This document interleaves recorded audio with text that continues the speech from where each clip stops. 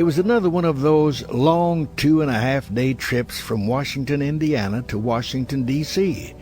Usually there were 3 in the car, my mom, Dad, and myself. But since our last trip, we had a new addition to the family, my sister. So this time my parents decided to take my grandmother along to help take care of my infant sister. And since the 3 uncles we visited sometimes twice yearly in Washington, D.C. were my grandmother's sons, it made sense in several ways to take her along. The first day was uneventful. We stopped for the night, again, at a great-aunt and great-uncle's house in Richmond, Indiana. And if you're counting up the reasons why Grandma should have come along, you can add one more. Aunt Ag was my grandmother's sister. This time around, the vacation promised to be one of reunions. The second day out would prove to be a nightmare. The biggest city through which we passed our trips back and forth to the nation's capital was Columbus, Ohio. No matter what time of day we headed out, we always seemed to hit Columbus at rush hour. It took years for my dad to realize that were it possible to travel across Ohio on a Saturday or Sunday, we could avoid the rush. This time around, we were crossing central Ohio on a Saturday. About 30 minutes outside of Columbus, the sky started getting darker and darker. I turned on the car radio and located one of the Columbus stations. By the way, back in the 1950s, highway maps were marked to show the frequencies of the main radio stations in big cities. There were storm warnings out for the area. My dad drove onward, not quite realizing that he was headed into the throat of the storm. Many years later, I remembered that day. I began to kick myself for not using my knowledge of maps to figure out just where the storm was and just where we were, but I didn't. And my dad drove onward. The car wasn't air-conditioned, so with all 4 windows down, it was getting hotter and hotter. The man on the radio said it was nearly 107 degrees. Then suddenly the sky was a weird combination of purple and green.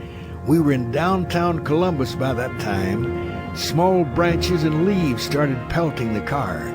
My grandmother, who had grown up in farm country, didn't like what she was seeing, especially the way the sky was changing color and debris was blowing around. "Joe," she shouted to my dad, "we better pull over and get inside a building." There at the next corner was a big restaurant with an empty parking lot. My dad steered the car into the lot. We all got out and ran for the entrance. My grandmother had my sister cradled in her arms. When we entered the eatery, we saw that no one was there except for a large woman with a strange Central European accent. When she saw our little company of scared travelers, she yelled in broken English, "Put the baby on the table!" In our concern about the storm, we had forgotten to check on the condition of my baby sister. She was nearly suffering from heat stroke. The woman who ran the restaurant was very perceptive. She instantly saw my sister's condition. My grandmother laid my sister on the table. The woman ran to the kitchen and came out with several large towels she had soaked in water. She wrapped my sister in the wet towels, then grabbed several menus and began fanning her. I will never forget the look on my grandmother's face. After all, we brought her along to help take care of my sister, and she had gotten so concerned with the weather, she lost track of her duties. In a few minutes, my sister's color was back to normal. Then all hell broke loose. The sky got jet black and the lights went out.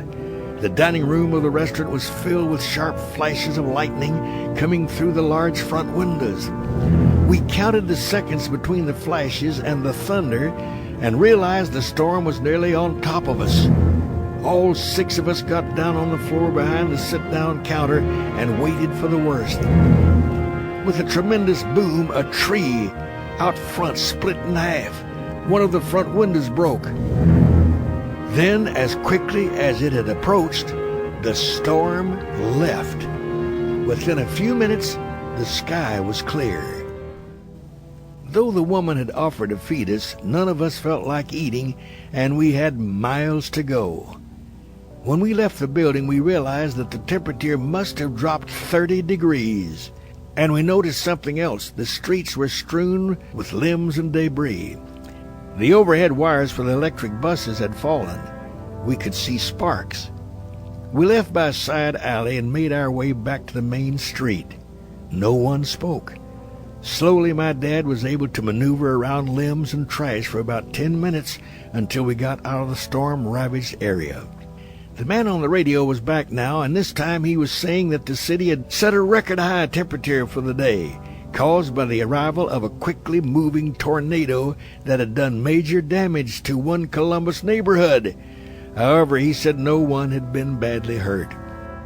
At that moment, my grandmother suggested we quietly pray.